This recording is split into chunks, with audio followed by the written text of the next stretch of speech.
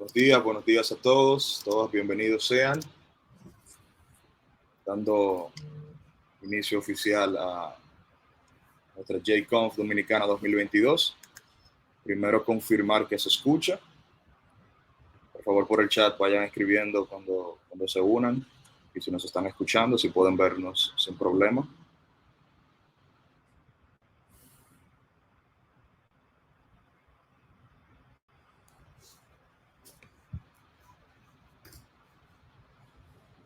Buen día, John. Buen día, Víctor. Ok, excelente.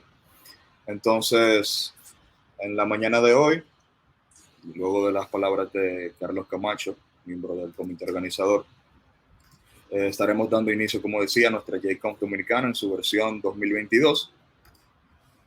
Queremos aprovechar para agradecer por su participación, por estar aquí con nosotros y también por el apoyo que han brindado, digamos, uniéndose, compartiendo, dando like a las publicaciones y nada, esperamos que puedan disfrutarlo. Antes de iniciar formalmente, vamos a de nuevo agradecer a nuestros patrocinadores, como vemos acá. Agradecer el apoyo que nos han dado para que este evento sea posible. Aplaudo a Avatar-Tec, Higgs, Pucamaima, el Comité de Ingeniería en Sistemas y Computación de Pucamaima, JetBrains. Recordando que tanto Aplaudo como Higgs tienen vacantes en diferentes roles. Aquí el QR y el Trainee Program de Aplaudo lo pueden obtener en este enlace. Ahorita seguiremos compartiéndolos para todo aquel que entienda puede aplicar a uno de los roles, incluso sin tener toda la experiencia. En el caso de Aplaudo, lo haga y encuentre una oportunidad. Muy bien. Entonces, a ver, para dar inicio oficial a esta primera charla, titulada, a cargo de Eury Pérez Beltré. Eury es un ingeniero de software especializado en el desarrollo móvil, ya con más de 11 años de experiencia. Eury estará compartiendo con nosotros una sesión denominada Go with the Flow, Smooth Architecture Design with Coroutines Flow. Entonces, cedemos el espacio a Eury. Recuerden que tenemos aquí la oportunidad de hacer preguntas, comentarios, lo que sea. Pueden ir poniéndolos, que tendremos un espacio en la sesión para ello. Adelante, Eury.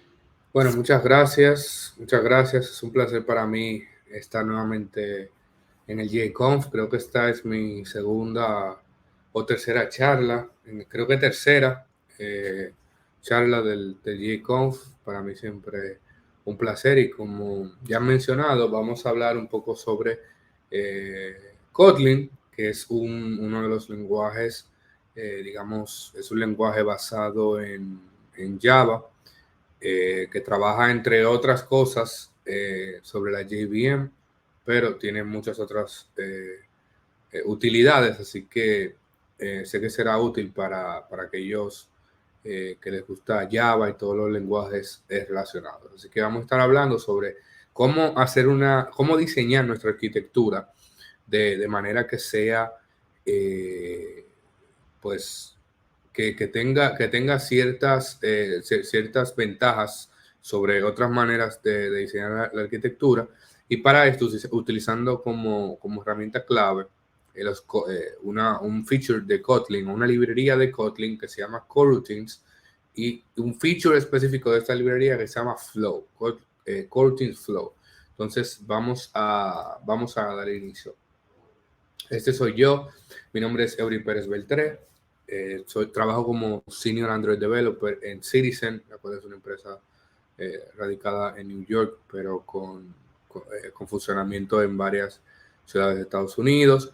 Más de 11 años desarrollando software, más de 8 creando Android apps. Soy Google Developer Expert en Android y organizador del GDG Santo Domingo.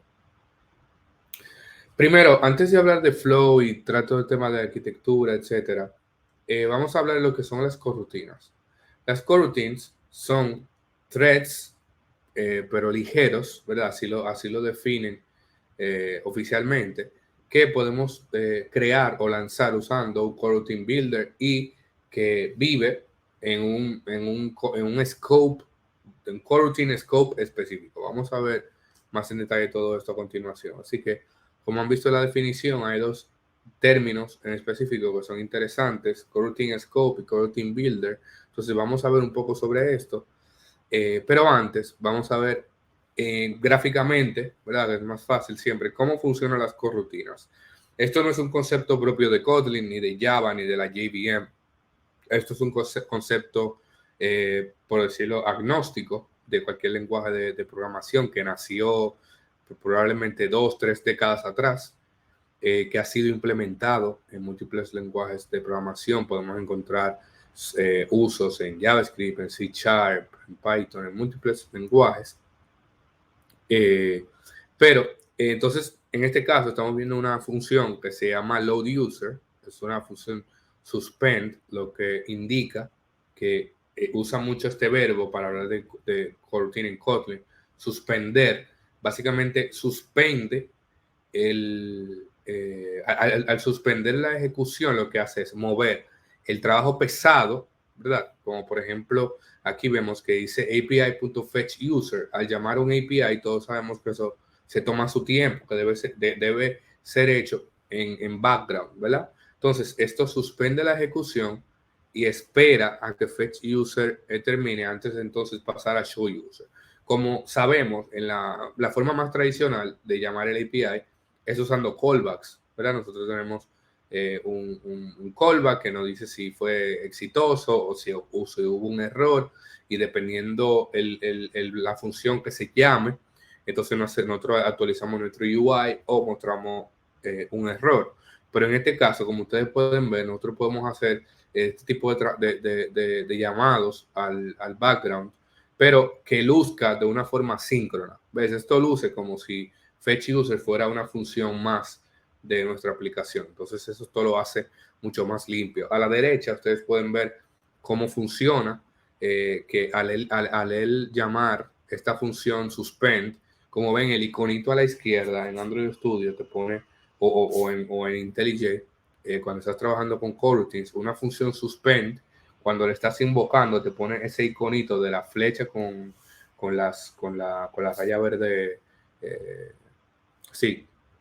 Entonces, lo que él hace es que cuando se llama una función suspend, él mueve esto a otro thread, ¿verdad? Usando las coroutines. Él continúa el UI thread. Como ustedes ven, las funciones onDraw, eso significa que él puede continuar actualizando el UI. Por ejemplo, si nosotros estamos mostrando un loading o mostrando algún tipo de progreso, el UI no se verá afectado mientras se está haciendo el trabajo pesado. Entonces, cuando el trabajo pesado termine, ¿verdad? Como estamos hablando de suspenso, cuando termine de suspender, entonces le llaman resumen, ¿verdad? Entonces, cuando resume, ya podemos mostrar, actualizar nuestro UI dependiendo lo que queramos hacer con lo que acabamos de cargar. Entonces, ¿qué es un coroutine scope? Las coroutines siempre se ejecutan en un contexto en específico. Un contexto es un conjunto de varios elementos específicos, y los principales que puede contener más, pero los principales son el job y el dispatcher.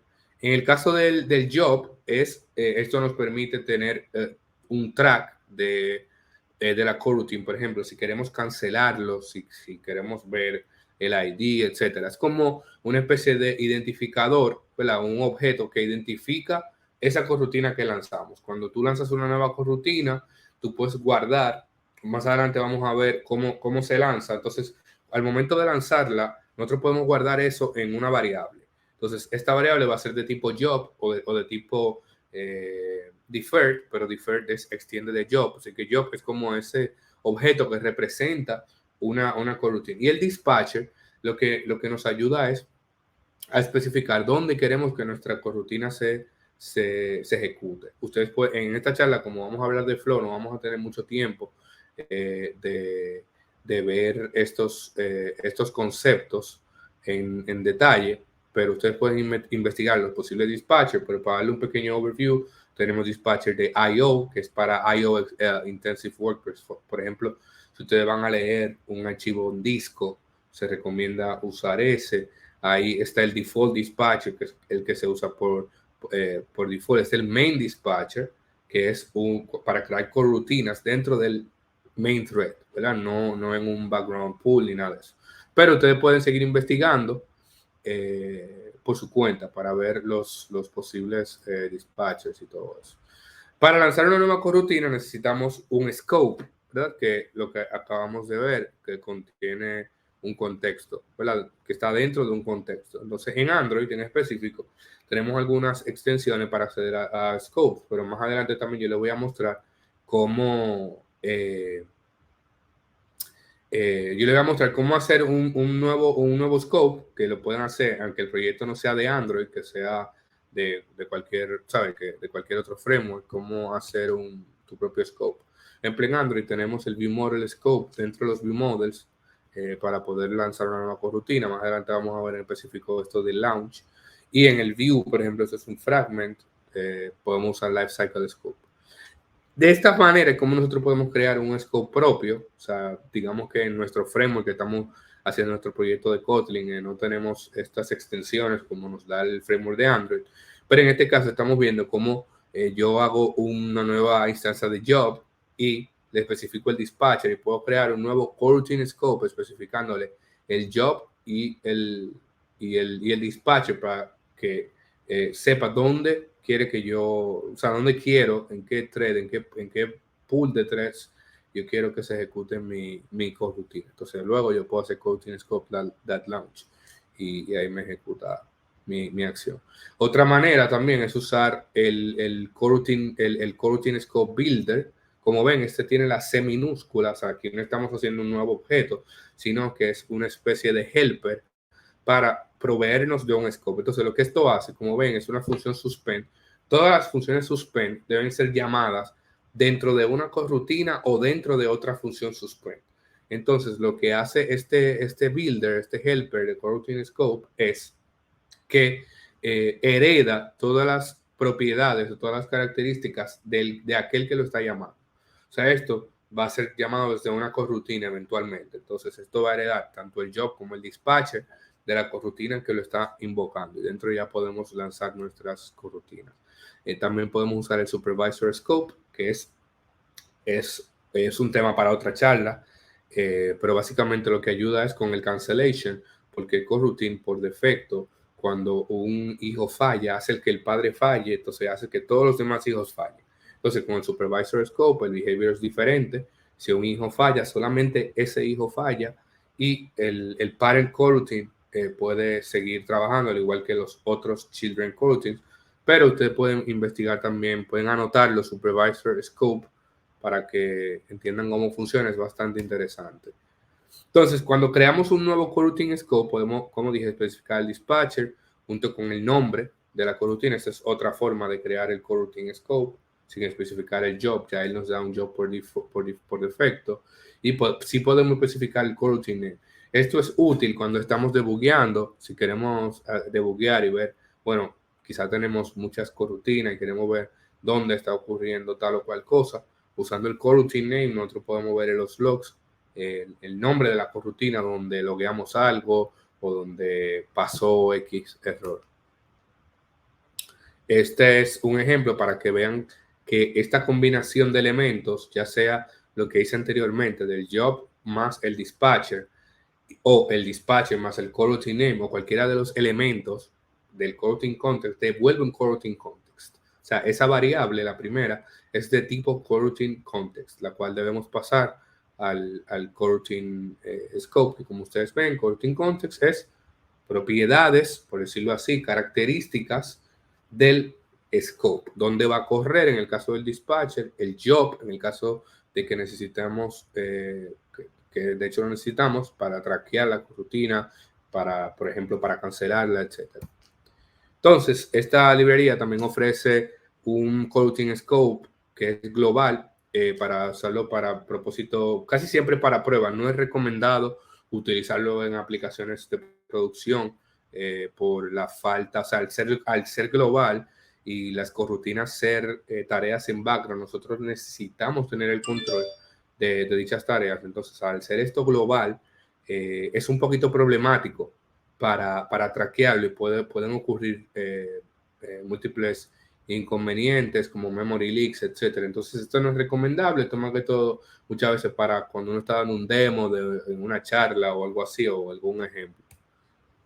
El coroutine builder, los coroutine builders, entonces, anteriormente vimos el launch, por ejemplo, que es cómo lanzar una nueva coroutine, ¿verdad? Entonces, nosotros vamos a ver estas helper functions que nos ayudan a realizar esto. Tenemos el launch, que es fire and forget, o sea, el launch es cuando queremos hacer una tarea, pero no necesitamos un valor de vuelta, ¿verdad? Utilizamos el vModel scope, decimos .launch y eso nos crea automáticamente, nos lanza una nueva corrutina, la cual no necesitamos el valor de vuelta. En el caso de async es cuando sí necesitamos un valor de vuelta. Por ejemplo, hacemos un get al API. En este caso hacemos get user.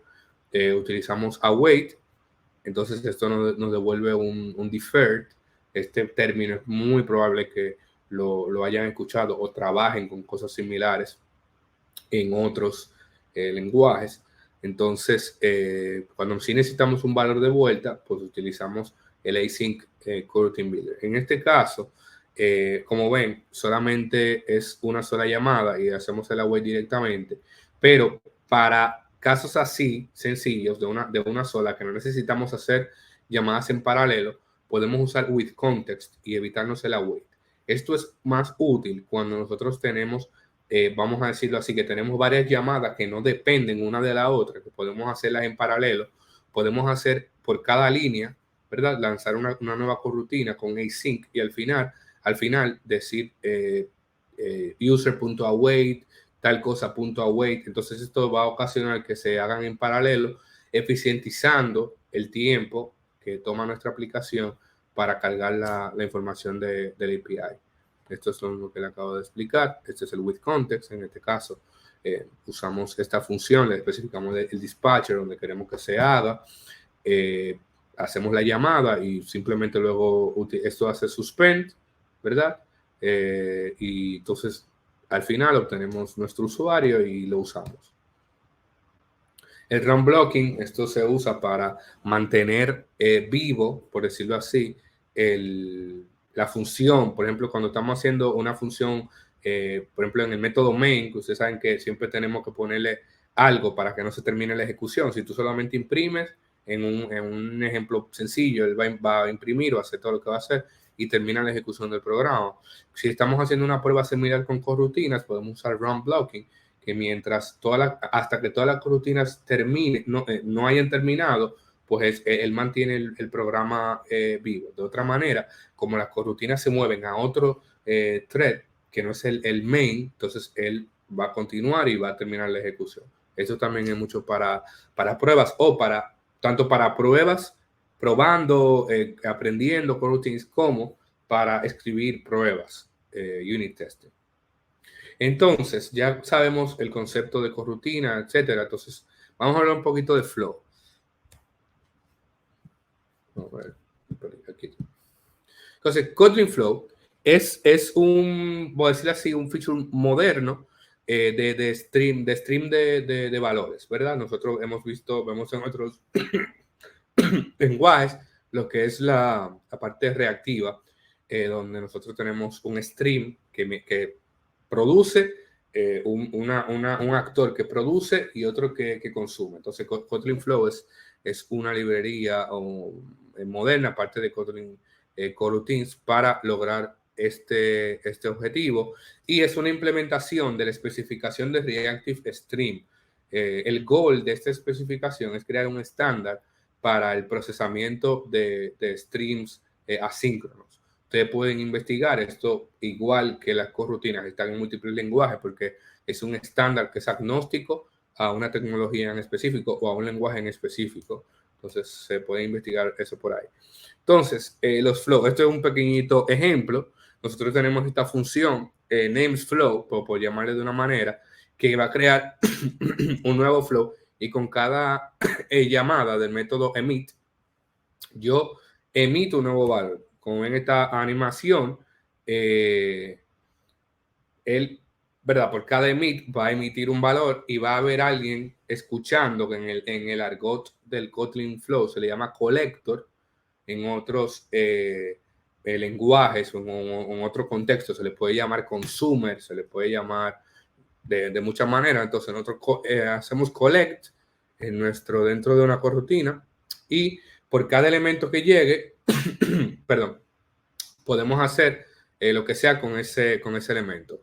Los flows pueden tener operadores intermedios, por ejemplo. Nosotros podemos hacer map, es decir, que si el emitter está enviando un cuadrado azul, como en este caso, nosotros podemos hacer map en el medio para que el collector reciba un triángulo rojo, por ejemplo, ¿verdad? Entonces eso creo que lo que han usado este tipo de paradigma funcional lo entienden, que básicamente es transformar, el map lo que hace es transformar un tipo de un objeto en otro diferente, ¿verdad? O quizá en el mismo tipo de datos, pero con características diferentes. El punto es que se transforma.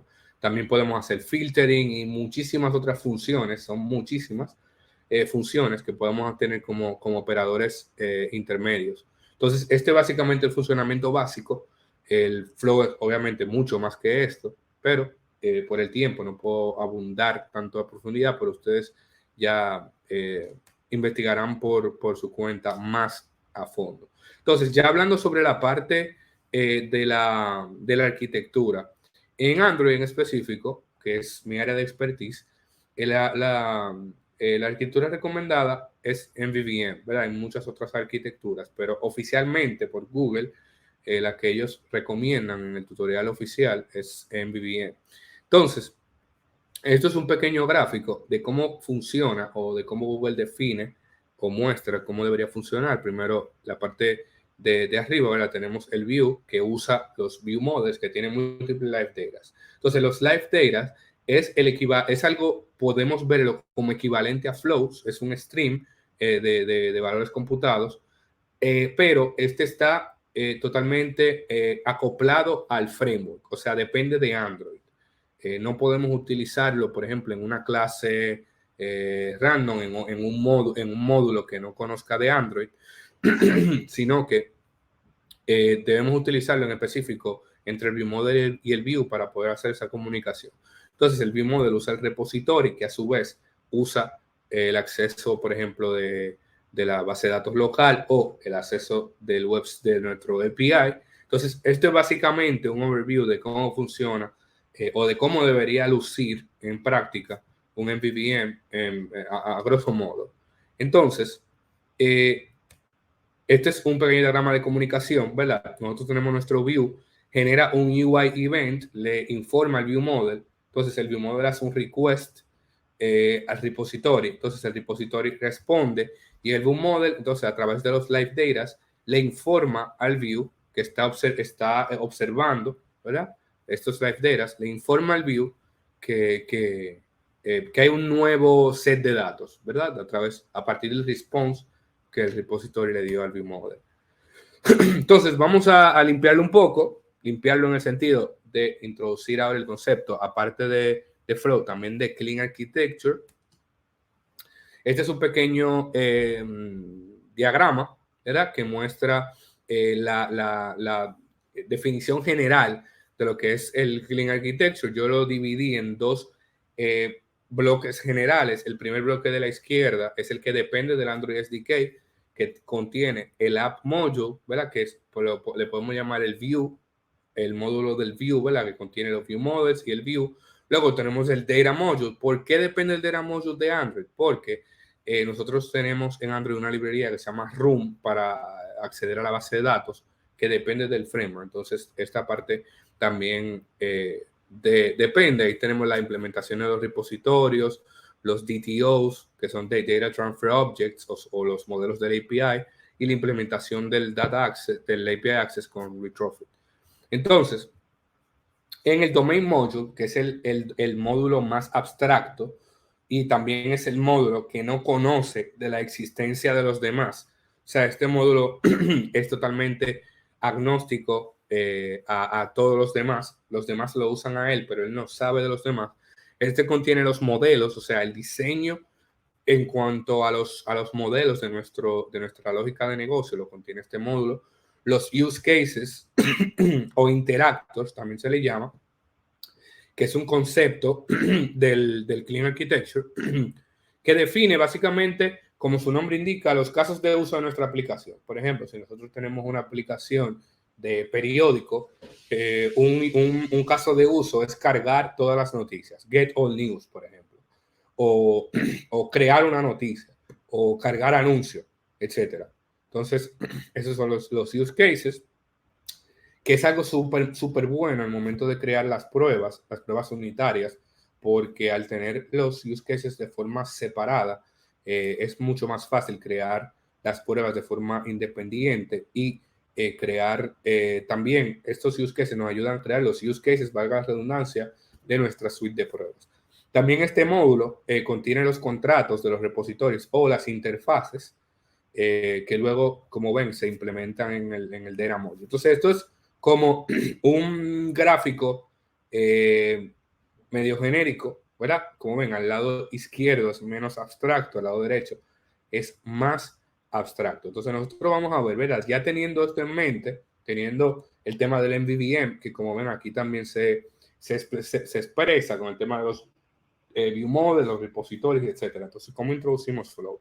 Esto es, antes de un pequeño diagrama de clase, de lo mismo que acabamos de ver. Imagínense que tenemos una aplicación del JConf, ¿verdad? Nosotros tenemos el cuadro de arriba, el bloque de arriba a la izquierda, es nuestro domain module, ¿verdad? Tenemos nuestra interfaz eTalk repository, que define, por ejemplo, dos funciones que deben ser implementadas, el getAllTalks y createTalk, ¿verdad? Entonces, nosotros tenemos el createTalk use case, ¿verdad? Que necesita para crear el talk, necesita el talk repository, que va a ser de tipo del iTalk repository.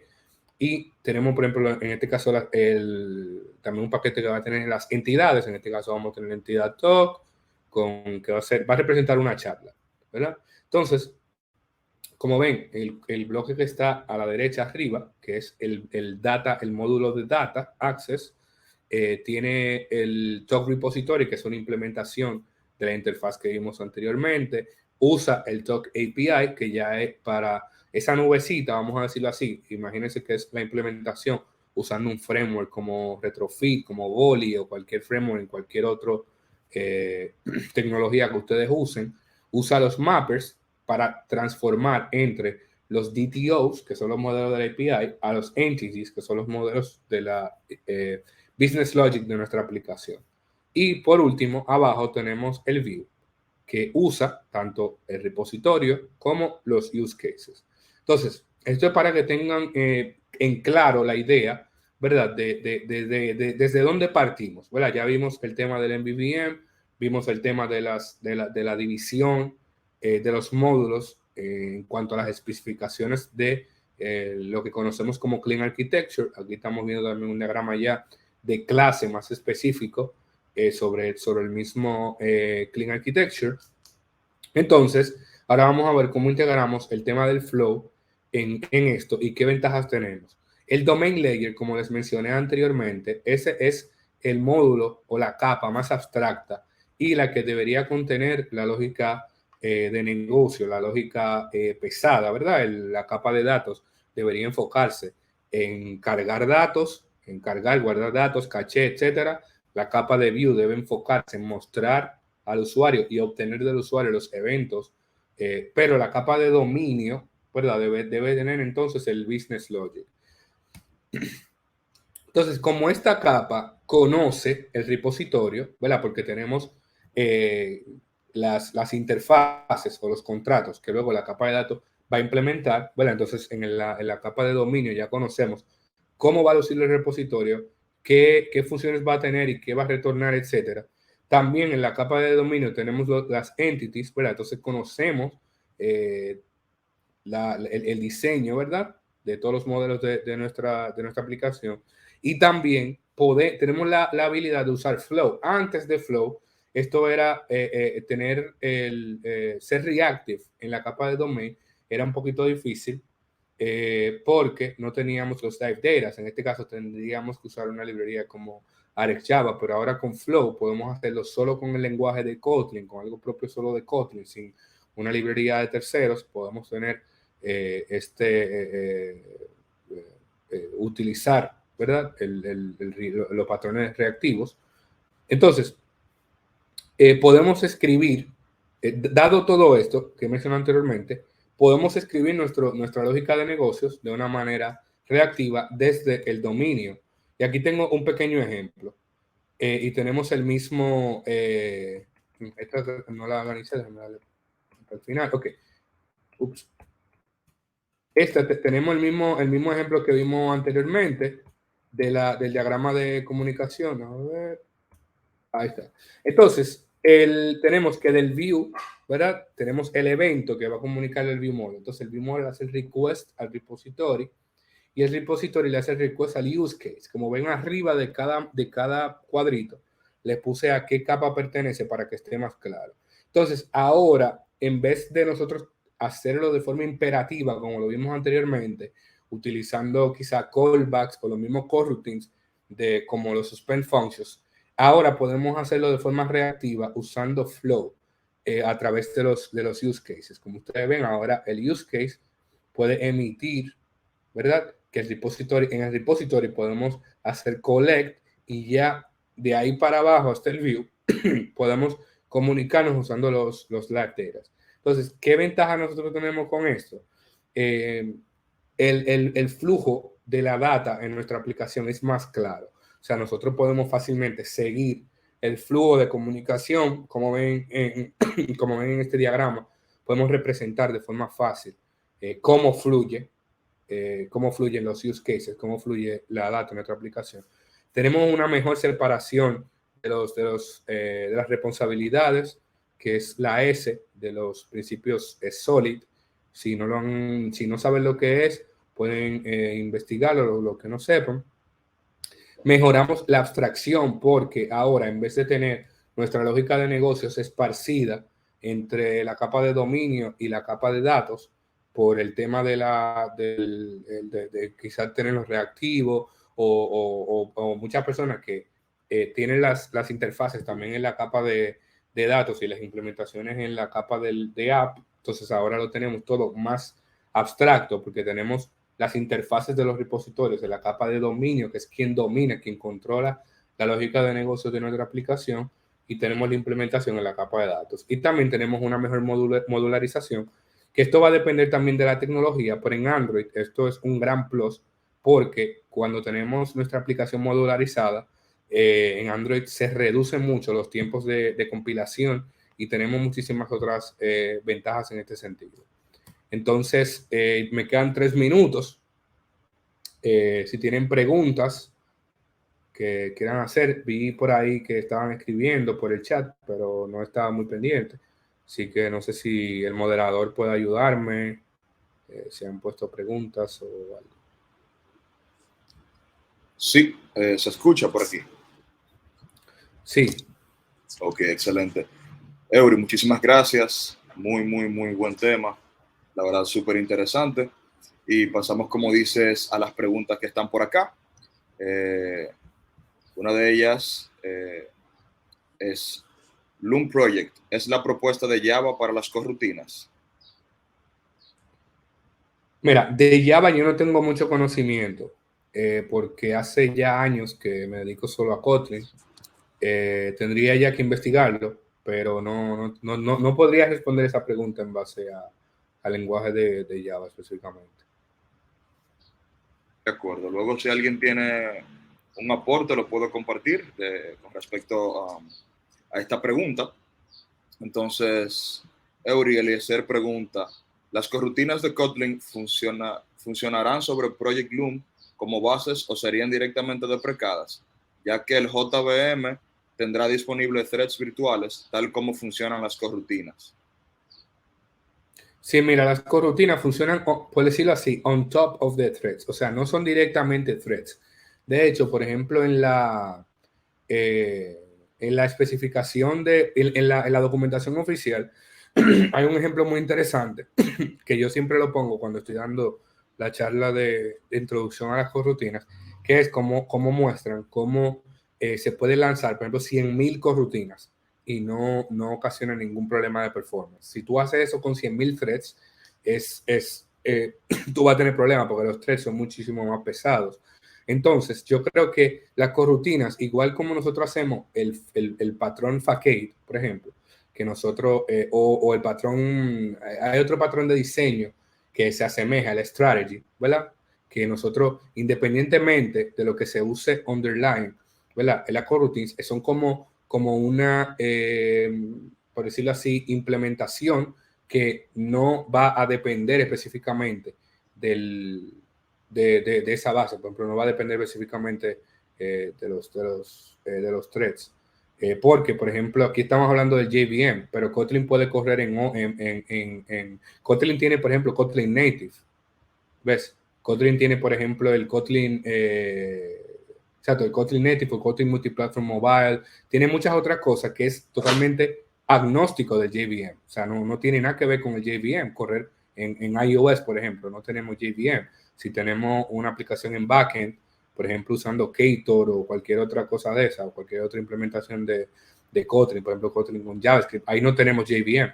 Entonces, las Kotlin Coroutines son esa implementación que no está ligado, no está acoplado directamente con un framework en específico, sino que usa lo que cada framework utiliza, por decirlo así. Veo que pregunta cuál es la ventaja de Flow sobre RxJava. Mira, la ventaja de Flow sobre RxJava, Flow, la curva de aprendizaje es mucho menor. RxJava es una librería muchísimo más complicada de aprender. RxJava también es muchísimo más grande. Flow es mucho más sencillo. Por ejemplo, hay una página que un repositorio de GitHub en el cual sirve para ayudar a los developers a hacer una migración desde lo que usen RxJava para migrar a Kotlin Flow. Y ahí tú puedes ver cómo hay 3 funciones de RxJava que en Kotlin Flow es la misma. O sea, ellos te dicen, mire, si tú estás usando esta o esta, que son 3 diferentes, en Kotlin Flow tú puedes usar solo esta. Entonces, como ves, es la documentación, ¿verdad? Y el API que ofrece Kotlin Flow es muchísimo más sencillo, muchísimo más friendly. Está hecho sobre Kotlin Coroutines, lo cual también es un plus para el performance. Y sí, esto, entre otras cosas, aparte, por ejemplo, para mí como Android developer, una ventaja es que tiene muchísimas cosas out of the box. Por ejemplo, en RxJava, nosotros en Android tenemos que estar limpiando recursos, tenemos que estar haciendo, por ejemplo, metiéndolo en un listado de disposables para que cuando el view model se limpien todos los disposables. Pero con Kotlin Flow nosotros tenemos funciones out of the box que hacen todo esto por nosotros, utilizando el mismo lifecycle de Android. Entonces, sí, son muchas, yo le he visto muchas ventajas hasta ahora.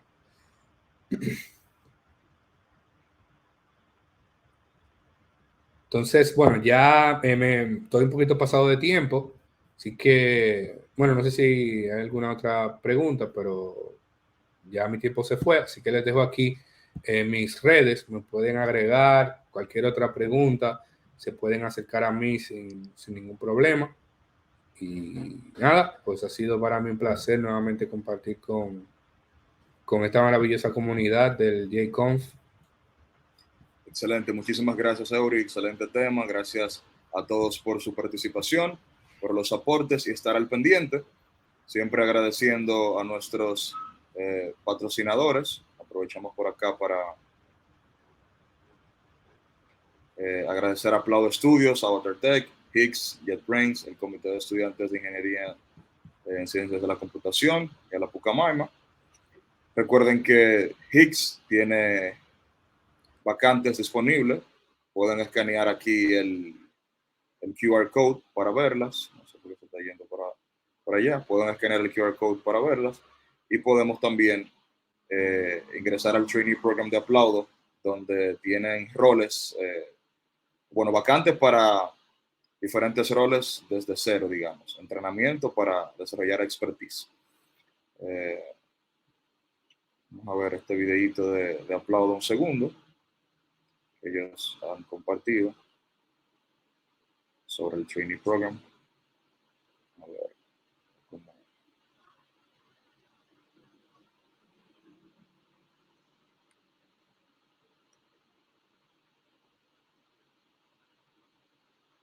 Un segundo, voy a compartir de nuevo.